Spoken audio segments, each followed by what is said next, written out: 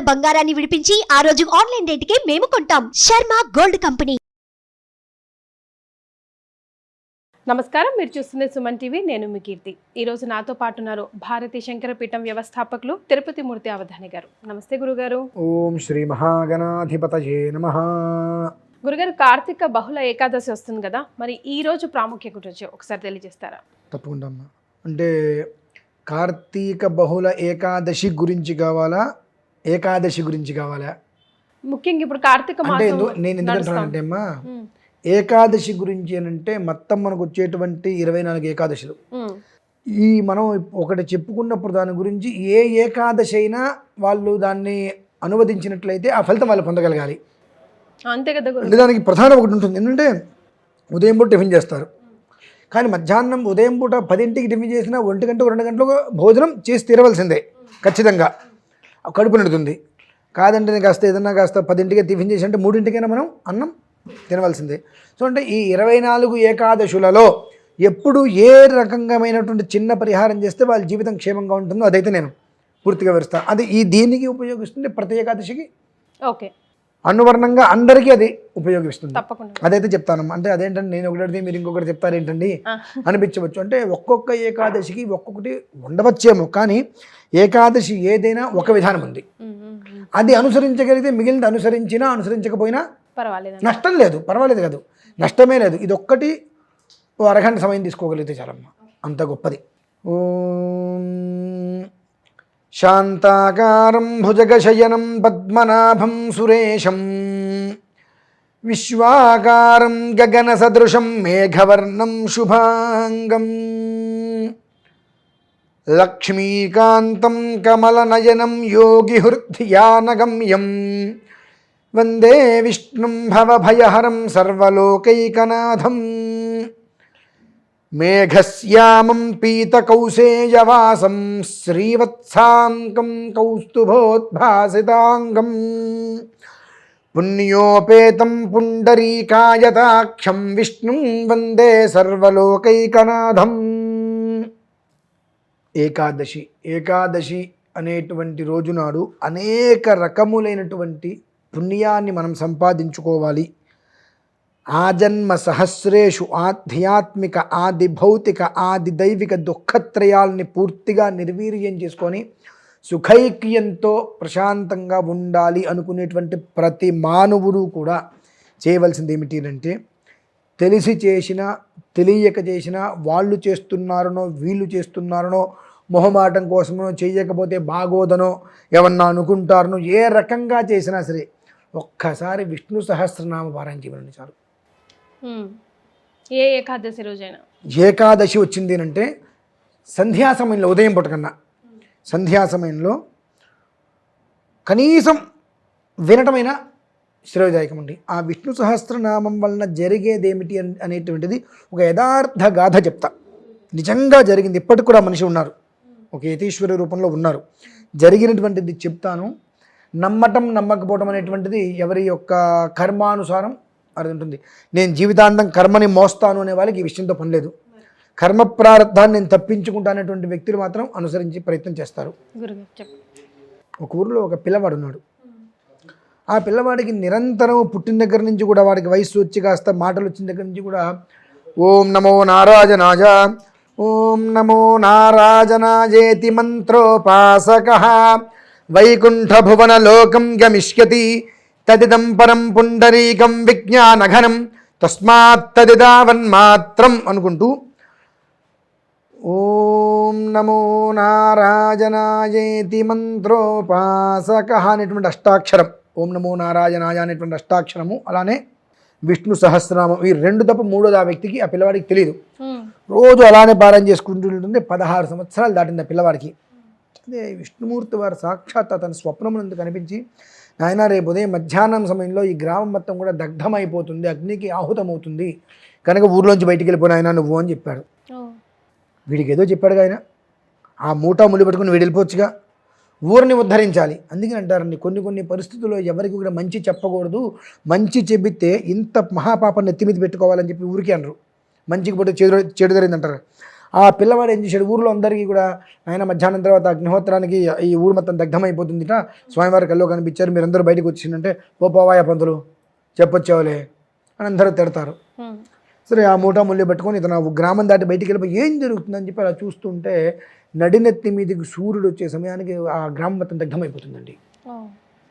అంటే ఏమిటంటే ఆ విష్ణు సహస్రనామం అలానే ఓం నమో నారాయణాయ ఈ నారాయణ ఉపనిషత్తులో ఉంటుందండి. ఇందాక మీరు ఓంకారం గురించి అన్నారు కదా, ఆ ఓంకారం అనేటువంటిది 3 అక్షరాలు ఎలా ఉంటాయి అనేటువంటిది ఓమిత్యగ్రే వ్యాహరేతు నమ ఇతి పశ్చాతు నారాయణాయేత్యుపరిష్టాతు నమ ఇతి 2 అక్షరే ఓమిత్యేకాక్షరం నమ ఇతి 2 అక్షరే నారాయణాయేతి 5 అక్షరాణి ఏతద్వై నారాజనస్యాష్టాక్షరం పదం యోహ వై నారాజనస్యాష్టాక్షరం పదమధ్యేతి అనబభ్రవ సర్వమాజురేతి విందతే ప్రాజాపత్యం రాజస్పోషం గౌపత్యం తతో మృతత్వమశ్నుత ఇది అన్నప్పుడు ఈ ఓంకార శబ్దానికి ఎంత అద్భుతమైనటువంటి నిర్వచన. ప్రత్యేగానందం బ్రహ్మపురుషం ప్రణవస్వరూపం. ఓంకారానికి ప్రణవస్వరూపం ఇందాక మీకు ఒక మాట చెప్పాను. ఆ ప్రత్యేగానందం ఈ యొక్క భూమి మీద ఒకే ఒక్క బీజాక్షరం ఆనందాన్ని అందించేటువంటిది ప్రత్యేక పరాకాశం, భూమండలం మొత్తం కూడా ఎక్కడా లేని సమస్తమైన ఆనందాన్ని మనకు అందించేటువంటిది ఓంకారం.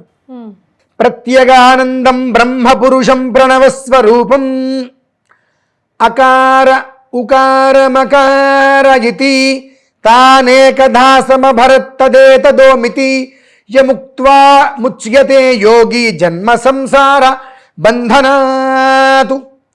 ఓం నమో నారాజనాయేతి మంత్రోపాసకః వైకుంఠ భువన లోకం గమిష్యతి. ఓం నమో నారాయణాయ అనేటువంటి ఒక 8 అక్షరాలని జాగ్రత్తగా సుస్పష్టంగా స్వరాక్షర పరవర్త వర్ణాలు ఎక్కడా కూడా దోషము లేకుండా దాని యొక్క విధానం ఏ రకంగా కనుక ఒక వర్ణన చెప్పబడి ఉన్నదో ఆ విధానాన్ని అనుసరించి కనుక రోజు కనుక నిత్యం ఆ మంత్రాన్ని కనుక అనుష్ఠానం చేసినట్లయితే వైకుంఠానికి వెళ్తారని చెప్పి ప్రత్యక్షంగా ఆ నారాయణ ఉపనిషత్తులో చెప్పబడి ఉన్నదండి. ఇంతకు మించి ఇంకేం కావాలి? అది ఏకాదశి రోజు నాడు చాలా విశేషం. అంటే అదెందుకు చెప్పబడింది? ఏ కారణం చేతనైనా విష్ణు సహస్రనామం అనేటువంటిది కుదరల అప్పుడు ఒక శ్లోకాన్ని చెప్పుకోమన్నారు. ఏం చెప్పుకోమన్నారు? వ్యాసాయ విష్ణు రూపాయ వ్యాస రూపాయ విష్ణవే. ఈ శ్లోకాన్ని చెప్పుకోమన్నారు. నా కర్మ బాలేదండి, నాకంత టైం లేదు, నేను ఎక్కడ ఉద్యోగం చేస్తున్నాను, లేట్ అయితే అతని దగ్గరికి వెళ్ళి సారీ అని చెప్పుకోవాలి, భగవంతుని భిక్ష అడగాలంటే నాకు కష్టం కానివ్వండి, వారి దగ్గరికి వెళ్ళి అయితే నేను సారీ చెప్పుకుంటాను అని చెప్పుకునే వాళ్ళు కూడా ఉంటారు. వాళ్ళకి కూడా భగవంతుడు ఇచ్చినటువంటి విషయం ఏంటంటే ఓం నమో నారాయణాయ. ఇదైనా చేసుకున్నా ఏకాదశి రోజు నాడు చక్కగా ఇంటి ముందు ముగ్గు వేసుకొని ఇంట్లో విష్ణుమూర్తి ఫోటోకి ఇలాచీ దండ వేసి చక్కగా పచ్చకర్పూరం స్వామివారి దగ్గర సువాసన చెదుటగా పెట్టి ఉదయము లేదంటే సాయంత్రం సమయంలో విష్ణు సహస్రనామం చేయి, లేదా వ్యాసాయ విష్ణుపై శ్లోకాన్ని పఠించు. కనీసం ఓం నమో నారాయణాయ 114 సార్లు పఠించి స్వామివారి కొబ్బరికాయ నివేదన పెట్టు. నువ్వు ప్రతి ఏకాదశికి ప్రతిరోజు చేస్తే కనిష్టం అది వెనక్కి తిరిగి కల్లా ఇంకొక విష్ణుమూర్తి నువ్వే అవుతావు. ఇంకొక విష్ణుమూర్తి ప్రతిరోజు చేసావా, ఇంకొక విష్ణుమూర్తి నువ్వే. వ్యాసుడు విష్ణుమూర్తి ఒకటే కదా, ఇంకోసారి నిన్ను విష్ణుమూర్తిని ఒకటిగానే భావించవచ్చు, కానీ మనం చేయలేంగా. ఏకాదశి రోజు నాడనే ఈ పని చేయి. వెనక్కి తిరిగి చూసేటువంటి గతి నీకు లేకుండా ముందు ఉండు. కేనోపాయేన లఘునా విష్ణోర్నామ సహస్రకం. ఎక్కడ నేను చెప్పట్లేదమ్మా, నా నోటి మాట కాదు ఇదేమి. ఇట్లా చెయ్యండి, మీకు ఎంత కలిసి వస్తుంది ఇంత కలిసి వస్తుంది నేనేం చెప్పట్లా. కేనోపాయేన లఘున, ఏ ఉపాయం చేతనైనా కొంచెమైనా విష్ణోర్నామ సహస్రకం పఠ్యతే పండితైర్నిత్యం శ్రోతుమిచ్చామ్యహం ప్రభో. అమ్మవారు చెప్పింది. మరి ఏ ఉపాయం చేతనైనా విష్ణు సహస్రనామాన్ని ఒక్కసారి కనీసం చెవులతో విను, పట్టిన తుప్పు మొత్తం వదిలిపోతుందయ్యా, సాన పట్టిన కత్తిలాగా తయారవుతావు నువ్వు అని చెప్పి చెబుతారు. కానీ మనం ఇటువంటివన్నీ చేయమండి. ఏకాదశి అంటే ఉపవాస దీక్షనే అనుకుంటాం గురుగారు. అన్నీ ఉండి అదే అంటున్నాను. ఇప్పుడు అన్నారు కదా మీరు, ఇంట్లో సర్వకాల సర్వావస్థలు ఎందు సమస్త పంచభక్ష పరవాన్నములు భక్ష్య భోజ్యలేఖ్యములన్నీ కూడా ఉంది కటిక దారిద్ర్యాన్ని అనుభవించటమే ఉపవాసం. ఉపవాసము అంటే భగవంతుడికి సమీపంలో ఉండమని చెప్పి, యమధర్మరాజుకి సమీపంలో కాదండి. ఆయన భగవంతుడే. ఈ భగవంతుడిని చూస్తే మనకు మోక్షం కలుగుతుంది, ఆ భగవంతుని చూస్తే అంత్యకాలం వస్తుంది మనకు. ఎవరికి దగ్గర ఉండాలి ఉపవాసము అని అంటే రోజు తినేటువంటి ఆహారానికన్నా తక్కువగా తీసుకొని భగవదారాధన మీద ఎక్కువ దృష్టి పెట్టమని చెప్పి. కానీ మన దౌర్భాగ్యం ఏమిటి అని అంటే నిత్య నూతన దరిద్ర్యాన్ని అనుభవించడం ఏంటంటే ఇంట్లో అన్ని పదార్థాలు ఉండి ఇవాళ ఏకాదశి నేను ఉపవాసం అండి, నేను అనుకుంటాను నీ కర్మ ఎంత కాలిందిరా బాబు, ఏ జన్మలోనో ఇంటికి వచ్చిన వ్యక్తికి నువ్వు రండి కాలు కడుక్కుని భోజనానికి రండి అని పిలవకుండా భోజనం చేస్తారా? అడగకూడదండి. ఆ క్వశ్చన్ కూడా అడగకూడదు. మంచిగా నువ్వు తాగబో మంచిగా తీసుకెళ్ళి ముందు పెట్టాలి. కాఫీ నోట్ ఉన్నది ఒకటి అక్కడ పెట్టాలి. కాలు కొరుక్కున్నాను భోజనానికి అని చెప్పాలి. అయ్యా భోజనానికి వస్తారనగానే వాడికి ఏదో ఇబ్బంది కలిగించవచ్చు. అబ్బాయి నేను తినొచ్చానండి అంటాడు. ఆ దోషం నేను వెంటాడుతుంది జన్మజన్మలు. ఆ దోష ప్రభావమే ఈ జన్మలో నీకు అన్నీ ఉండి కూడా ఉపవాసం అనేటువంటి దీంతో ఆ కటికి దారిద్ర్యాన్ని అనుభవిస్తున్నావు. ఆ మనిషిగా రోజు పెట్టలేదుగా, పెట్టాలని నీ ఇంట్లో భోజనం టైంకి ఉన్నాడు, ఏమని చేయాలి? కాలు కొడుకుని భోజనానికి రండి ఏమన్నా తర్వాత మాట్లాడుకుందాం. మీరు కూడా భోజనానికి వస్తున్నారంటే మీరు కూడా వస్తున్నారు కదంటే ఎందుకు వచ్చింది తలనొప్పి వద్దులే. ఇట్లా రెండు. ఇందులో ఇంకొక తత్వం ఉందండి. భోజనం పెట్టినప్పుడు గిన్నె సౌండ్ రాకూడదండి. అందుకనే ఇంత ఉండన అంత ఉండన గిన్నెలని లోపల ఉంటాయి, విడిగా ఇంకో గిన్నెలో తీసుకొచ్చి వడ్డిస్తూ ఉంటారు.